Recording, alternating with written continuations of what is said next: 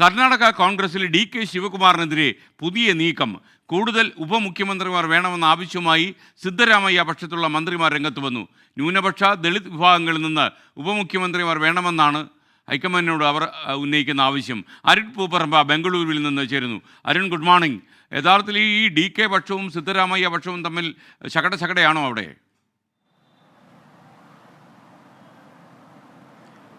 Good morning.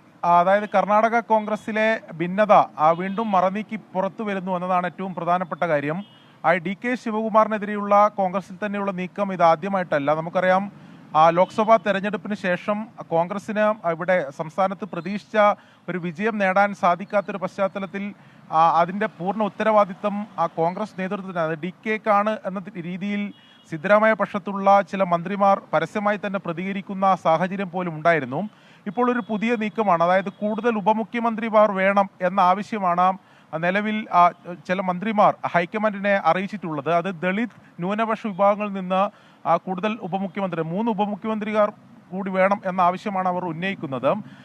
നമുക്കറിയാം, കഴിഞ്ഞ നിയമസഭാ തെരഞ്ഞെടുപ്പിന് ശേഷം മുഖ്യമന്ത്രിയാകണമെന്നൊരാവശ്യം DKക്ക് ഉണ്ടായിരുന്നു. ആ ആവശ്യം ഹൈക്കമാൻഡിനെ അറിയിക്കുകയും ചെയ്തതാണ്. അന്ന് ആ ഘട്ടത്തിൽ ഒരു സമവായത്തിലെത്തിയത് ഒരു ഉപമുഖ്യമന്ത്രി എന്ന രീതിയിലായിരുന്നു. ഹൈക്കമാൻഡ് അന്ന് സമവായത്തിലെത്തുകയും തീരുമാനം ഉണ്ടാവുകയും ചെയ്തത്. അത്തരമൊരു തീരുമാനം നിലനിൽക്കെ ലോക്സഭാ തെരഞ്ഞെടുപ്പിന് ശേഷം ഈ തോൽവിയുടെ ഉത്തരവാദിത്തം DKക്കാണെന്നും ആ രീതിയിൽ കൂടുതൽ സമ്മർദ്ദം ചെലുത്തുക എന്നതാണ് സിദ്ധരാമയ്യ പക്ഷത്തിൻ്റെ നിലവിലെ ആവശ്യം. എന്നാൽ DKക്ക് ഇതിൽ കടുത്ത അതൃപ്തി ഉണ്ട് എന്നതാണ് നമ്മൾ മനസ്സിലാക്കുന്നത്. DKയുടെ അടുത്ത വൃത്തങ്ങൾ അങ്ങനെയാണ് അറിയിക്കുന്നത്. അതായത് ആ മന്ത്രിമാർ ഇത്തരം ആവശ്യങ്ങൾ ഉന്നയിക്കുന്നതിൽ അതൃപ്തി പ്രകടിപ്പിക്കുന്നുണ്ട് എന്നതാണ് ഏറ്റവും പ്രധാനപ്പെട്ട കാര്യം. ഇതുമായി ബന്ധപ്പെട്ട് സിദ്ധരാമയ്യയോട് കഴിഞ്ഞ ദിവസം മാധ്യമങ്ങൾ പ്രതികരണം തേടിയിരുന്നു. എന്നാൽ ഇത്തരം കാര്യങ്ങൾ പൂർണ്ണമായും തീരുമാനിക്കേണ്ടത് ഹൈക്കമാൻഡാണ് എന്നതാണ് സിദ്ധരാമയ്യ അതിൽ പ്രതികരിച്ചത്. നമുക്കറിയാം, ഈ ലോക്സഭാ തെരഞ്ഞെടുപ്പിൽ പ്രത്യേകിച്ച് DK ശിവകുമാറാണ് കർണാടകയിലെ കോൺഗ്രസിന് നേതൃത്വം നൽകിയത്. പ്രത്യേകിച്ച് ഈ വൊക്കലിംഗ വോട്ടുകളിൽ കഴിഞ്ഞ നിയമസഭാ തെരഞ്ഞെടുപ്പിൽ വലിയ നേട്ടമുണ്ടാക്കാൻ കാരണമായ ഒരു ഘടകം കർണാടകയിൽ വൊക്കലിംഗ വിഭാഗത്തിൽപ്പെട്ട വലിയ വോട്ട് ബാങ്ക് കോൺഗ്രസിന് അനുകൂലമായി വോട്ട് ചെയ്തിരുന്നു.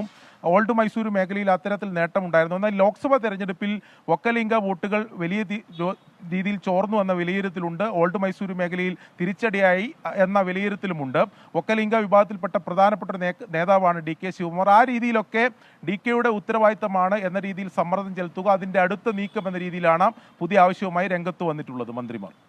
Thank you. അരുൺ പൂപ്പറമ്പയാണ് ബംഗളൂരുവിൽ നിന്ന് നമുക്കൊപ്പം ചേർന്നത്.